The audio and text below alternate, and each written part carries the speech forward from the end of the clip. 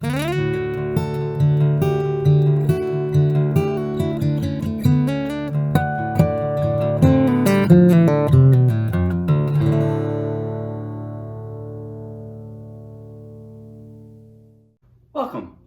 to Art for All Ages Online. This is our new painting for today. It is a wonderful painting. It is called Purple Trees. It does get painted with 90% the sponge. There is a little bit of brushwork, and we'll walk you through that brushwork when we come to it. It's not difficult. We're going to walk you through it without a problem. This is a wonderful painting, and if you take a look at the painting, you're going to notice that it, of course, has purple trees. You're going to also notice that there is a key shape, and this is the shape here. This is the shape here that you can see. It is a triangle. And if you look very closely in our painting today, you will find that there are other triangles that are to be found in this painting. It is with these triangles that we're going to be able to break down the shape of today's painting so that everyone will be able to paint it. This painting will require a little bit of brushwork, but again, we will get you through that. It's not a problem.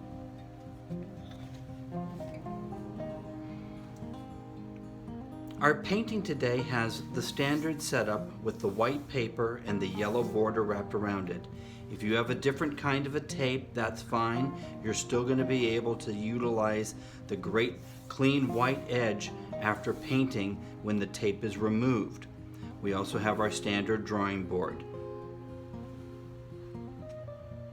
This painting will require very little brushwork, but there is some brushwork to be done. Most of the painting with the brush is actually not on the painting itself. It's just simply to mix up the color and clean out the brush. Mix up the color, clean out the brush. Now today's painting, we're going to start off with just a basic sap green. Again, it doesn't matter which kind of palette you have. Just find whatever green color you would like to use to start your painting.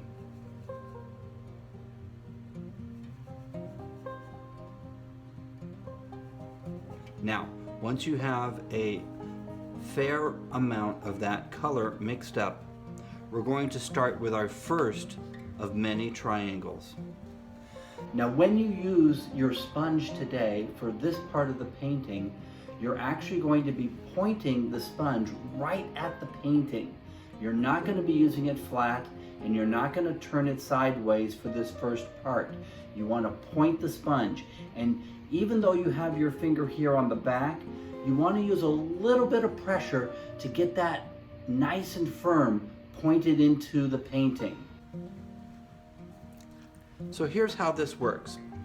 You do not need to find the exact middle of the painting, but if you can approximate the painting in the middle, that would be great.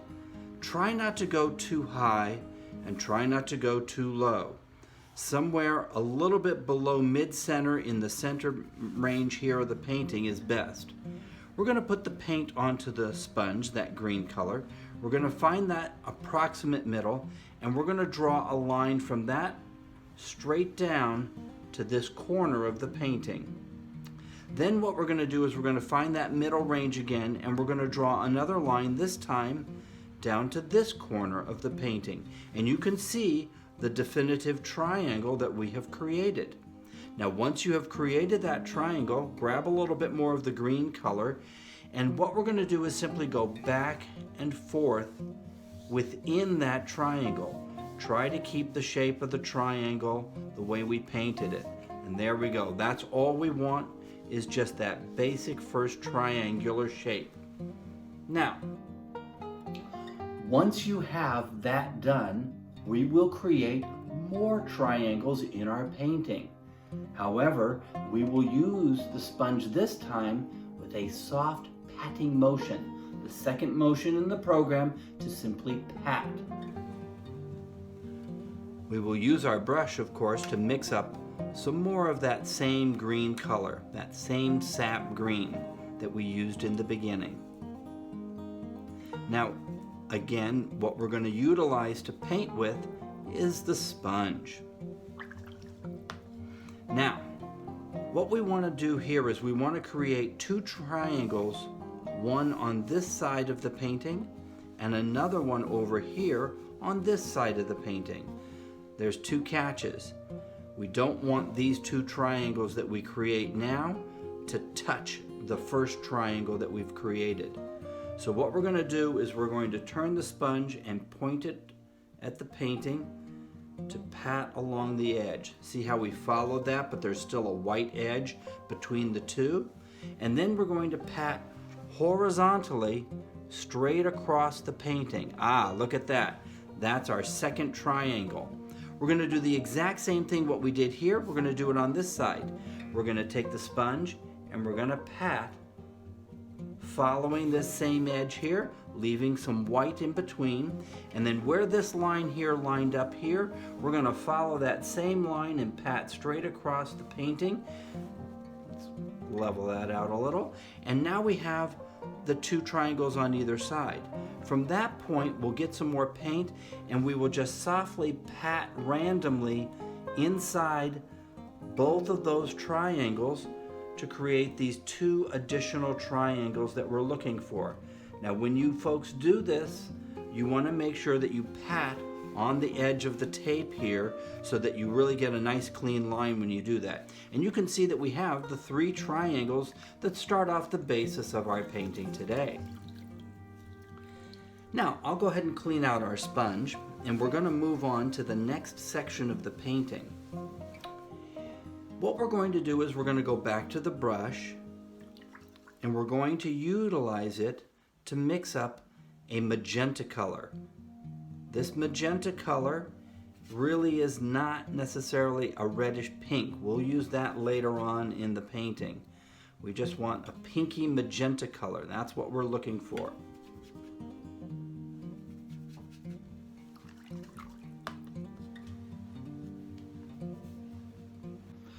What we're going to do now is we're going to look at the finished painting to explain some aspect of how we're going to paint this next section of the painting with you. When you see the painting, you're going to notice that there is this bright yellow sunburst that is here in the center of the painting. We want to make sure that we create that space so that we do not lose it in today's painting.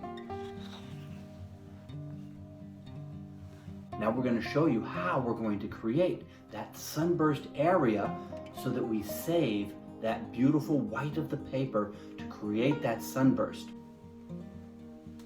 What we're going to do is we're going to go back to the sponge. We're going to put it in the magenta color. From this point of the painting on, everything that is green down below here, we're not going to touch it.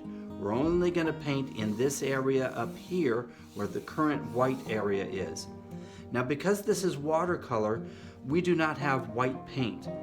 The white is actually created by the usefulness of the white of the paper that we have already established when we started. So to keep this area white, what we want to do is we want to use the sponge with that magenta color, and just above the apex where these three triangles meet, right in this area here, we want to pat very softly a little bit of a kind of oval to circular shape. You see what we've done there? What this is telling us is this is the no paint zone. See how that white beautiful paper is there? We do not want to paint in that zone. It's the no paint zone. Because of doing this, it will remind us we're allowed to paint here, we're allowed to paint here. We do not paint here until much later in the painting. Now what I'll do is I'll go ahead and continue to utilize the second motion with patting to add some of the magenta into the painting on either side of the no paint zone. Now what you'll also notice is I happen to leave a few other areas here where I left some white. That will come into play later on. Please feel free to pat on the edge of the painting where the tape is Again, that will give you a nice crisp white area for the border when the tape is removed. A little bit more there. Okay, that gives us the basic shape there. We'll clean out our sponge now. What we want to do now is we want to go ahead and we want to start to look at the trees. This is going to be a little tricky for some of you. We're going to show you how to deal with a very nasty word in art terms. It's called perspective. Ugh. It's a frightful term because I'm not going to teach you how to do perspective. This is not an art class to teach you that term or how it is done. All you need to do, as we've always said, is follow the directions. You follow the directions and you will be fine and dandy and you will have perfect perspective with this painting. So here's how it's done. We're going to first of all take our painting and we're going to turn it upside down. For those of you who are uncomfortable with turning your painting upside down, this is the one painting we highly recommend that you do this. And we'll see shortly why that is the case. Now we're going to take the brush and we're going to mix up a basic brown color. Now we want it on a little bit on the dark side, so we're going to start off with the Payne's Gray, and then we're going to use the burnt sienna color. So it's a rusty brown, burnt sienna, and we're going to mix that in with our Payne's Gray color. Now you'll notice we're using the large brush to do this. Now, once we have a nice base of that brown color that we want for the base of the trees, we're going to show you how we're going to put in that perspective.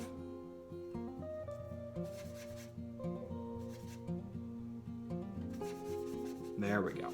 Now, here is the key. When you look at this triangular shape here, what we want to do is we want to plant 3 dots. 3 dots. Not trees, just dots. So I'm going to use the brush and I'm just going to plant 1, 2, 3 dots. Go ahead on this side over here. 1, 2, 3 dots. Now you have 6 dots that will turn into 6 trees. Now here's the tricky part. See this angling here for the triangle? Don't get confused. You want to follow straight up and down the way this goes. Now we don't want to paint underneath here inside this green triangle. We want to simply place the brush on the dot and pull up. If you're a little wiggly, that's fine. Don't you fret about it. Get ourselves some established trees. Now, same thing, on the dot and pull up. If you watch our other video on how to paint trees, you will know why we chose to turn the painting upside down. And when we pull up on these, you'll notice they are thicker at the bottom and thinner at the top. Our tree video teaches you how to do that with how to use a brush. We'll go ahead and do these others over here, same thing. And you'll notice that we took these trees all the way off the page. We didn't stop short down here in the sky. We took them all the way off the page. We have 2 more over here. Get this a little thicker here. And over here. Now for those of you who are comfortable utilizing this large brush, you may continue to use this to create some additional branching on your tree. For those of you who are not comfortable with the larger brush, I highly recommend the smaller brush for this next technique. So I'm going to use the larger brush to utilize its thickness with a very light touch to pull up a few more branches that are maybe a little bit thicker.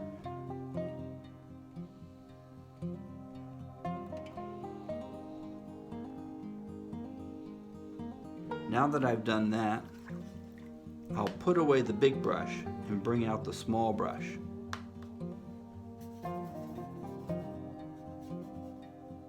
using that same color and the same technique on how to use a brush, I'm going to now go ahead and I'm going to add in some additional branching. The key to branching your trees is that you want to create tiny little Ys. Now you'll notice I crossed over some of the branching. That's fine and dandy. Not a problem if some of the branching goes over. You'll notice also I painted some of the tree branches in the no paint zone. That's perfectly fine, not a problem. I'll go ahead and just branch this off a little bit more. Again, trying to avoid what we call the devil's pitchfork. That's obviously something that is a problem. We don't want to do that. I'll go ahead and utilize this to create some smaller branches over here. Maybe bring one down off the page here for some variety. Get this to go up over here. And you can spend as much time or as little time as you want creating these trees. This would be probably, without a doubt, this is the most complicated part of today's painting.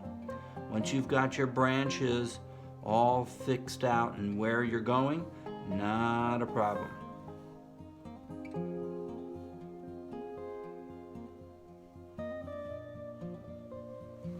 Okay. Now that we've done the basic trees, we're going to turn the painting right side up again and continue to work on our painting the way we have in the beginning with, guess what? The sponge.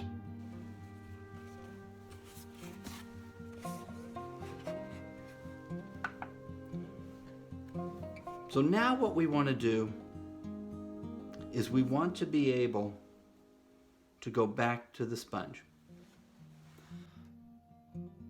Because variety is the spice of life, we want variety in our painting today. We added one magenta color, but we have yet to add probably 4 other colors into today's painting, into the leaves area, which will give us a lot of variety. The more variety we have in our painting, the more interesting it becomes for those who want to watch it and look at it. So let's go ahead and add some more colors, different colors, into the leaves of these purple trees. We'll now go ahead and take the large brush, clean it out. Now, if you want to be able to put the color right into your brown colored area, you may do that. We're going to pick a purple color that is a nice, rich purple color. The fact that it goes over the brown gives us some harmony in our painting. Now, when we pat these colors in, we don't want to pat them everywhere, but we want to add them randomly into the sky area of the painting. Again, remembering, do not paint in the no paint zone. We'll use the sponge with the patting motion. Again, soft and random. Now you'll notice what I did here. I had the magenta there, but I chose not to put the purple directly on it, but chose to put the purple in some of the areas where I didn't have some of that other magenta color. It's okay if some of the purple goes over the magenta, that's not a problem. But what we're trying to do is we're trying to have some variety so that you don't unnecessarily eliminate the magenta, but that you add some here and some there to give it some variety. Again, variety is the spice of life. Randomly patting that, staying away from the no paint zone. Also notice I left one of the corners here and here also as kind of no paint zones. Now, once we're done with that color, we're going to do the exact same thing, but we're going to choose a different color this time. We'll go back to the brush to mix the color of the paint, and this time we're going to use a color that's a reddish color, a cherry color called alizarin crimson. This is a great color. It's like apple red, cherry red. It's a beautiful color. Now, you don't want this one everywhere. You want it sparingly in certain places. And you can see that it adds another variety element to our painting. The nice thing about this particular color, whereas we were in the no paint zone with all the other colors, around the outside edge of the no paint zone, a little touch of this pinky alizarin crimson works really well. Just softly add it. Don't paint the whole area. We still want white right there in the middle. Okay, we're going to add those colors in there. That looks good. You'll also notice that we did not lose our branches because we made them dark enough. If you did not make your branches dark enough in the beginning, you may have to go back with the brush with a darker color to outline them again so that they stand out. We'll clean out our sponge. What we want to do now is we want to go with a new color. We're going to use the brush and we're going to mix this Payne's gray color up. It's like a dark bluish gray, and it gets mixed right on top of where we mixed our cherry red color. That's perfectly fine, not a problem. Nice rich dark color here. That's what we're looking for. What we're going to use this dark color for now is with the sponge to create somewhat of a shadow underneath each of the bases of the trees, as we did in some of our other paintings. The catch for this particular thing is you're going to point the sponge directly at the painting. Do not use it flat and do not use it on its side. You want to point it right at the painting. It is a soft, delicate touch, and it is the third motion in the program. It is a pat and a short horizontal stroke. Now, there's a catch about today's painting, and you'll see when we go to do this why we want to stress horizontally to bring that shadow into the painting. It's a very common mistake. Because of this triangular line on either side, people tend to bring the shadows on a triangular motion. What you want to keep in mind is this line here where the tape line is at the bottom, this is horizontal, and we want to bring each of the bases of the trees horizontally with that third motion. I'll put the dark color onto the sponge and watch what we do. It's a pat and a short stroke. Notice I did not go outside the triangle over here. We want the same motion here for underneath each of these trees as well. You can add a little bit randomly into the rest of the meadow for the road, and that's fine. If it turns out that you have very, very dark bases for your tree, you may need to get in there with some really, really dark punch. You might need to load your sponge and get some really dark color into there for some accent so that you can blend in the base of the tree with the shadow. You may also turn the sponge around to its back side and utilize that to kind of scrub in horizontal motions to blend in some of those other colors. I'll clean out our sponge. What we're going to do now is we're going to go back to the sponge with the original second motion to just softly pat. Remember, watch the first video on how to pat with your sponge to make sure that we're doing it properly. What we're going to do now is we're going to go here to the painting and we're going to add an emerald green color. If your palette does not have an emerald green color, just mix up your sap green with a little bit of the blue and you will be fine. I'm going to add a little Payne's gray to my emerald green to bump it up a little bit. What we want to do now is we're going to utilize the sponge and the two triangles on either side of the painting here. We're going to add that color softly and randomly. If it goes across some of the trees, that's not a problem. Again, remember to paint on the edge of the tape so that when the tape is removed, you have a nice, clean, white, soft border. Now, once we've had that emerald green there, we're going to go down to the meadow and the road, and we're going to again use the third motion underneath the shadows and pat in some of that additional dark green for some variety. And again, we'll turn the sponge around to the base side and we'll just scrub that in to kind of soften that up.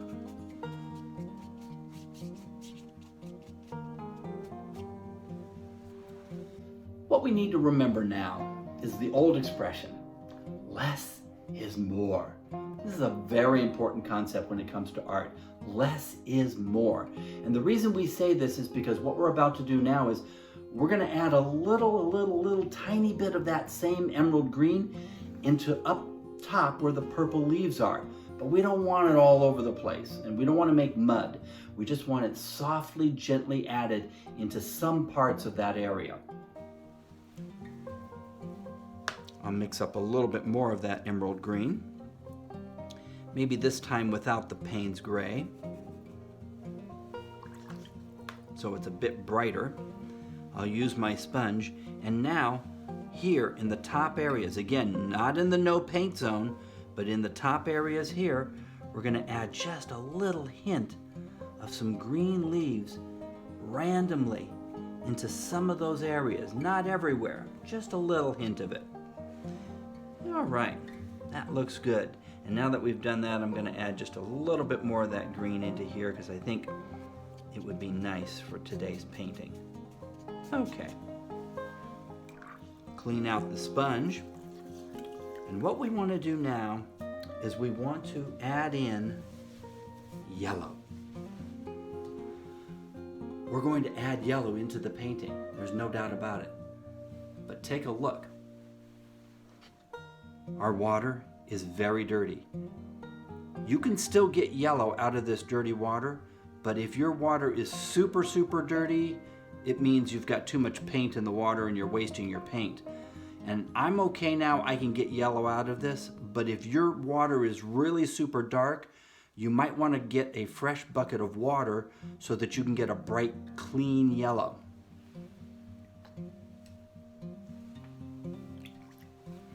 We're going to go ahead and we're going to utilize the brush to mix up a bright yellow.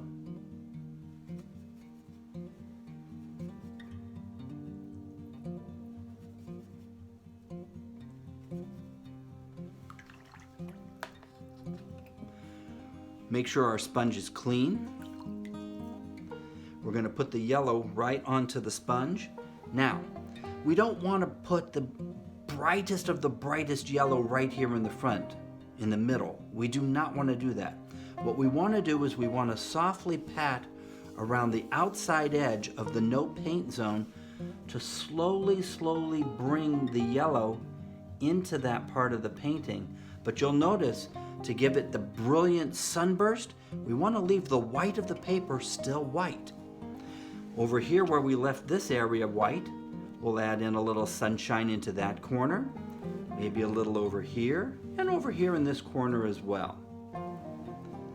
And speaking of the corners, along the edge of the road here and over here, we're also going to paint with a patting motion some of that yellow. This is why we left it white, so that we could come at the end here and add that yellow into the painting. And if you want to add some of that yellow also into the road, that's an optional thing that you can do as well. Don't lose your shadows by any means, but you can bring some brightness into the road as well. And scrub that out with the third motion, and you will be fine and dandy. We're almost finished with today's painting. One last thing that we want to do. We're going to go ahead and we're going to go back to the beginning. We're going to go back to that magenta color that we chose in the beginning of the painting. That magenta color is going to be a bit of an accent color for today's painting. We used it in the beginning, but we didn't get the full effect because we've added so many other colors here. We're going to go ahead and we're going to put that onto our sponge, and we're going to randomly add some extra punch of that magenta into the painting. Not everywhere, but just certainly a little touch here and there to give it a little bit more oomph. If you are desirous, you can go back in with the small brush and add in some more branches, but for the most part, this is the way the painting works for today's painting.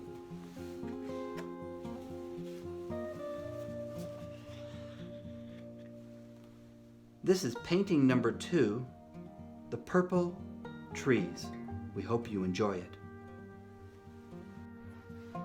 This has been a great opportunity to share this class with you. Thank you very much for coming, and we look forward to seeing you again online with Art for All Ages online. Thank you very much.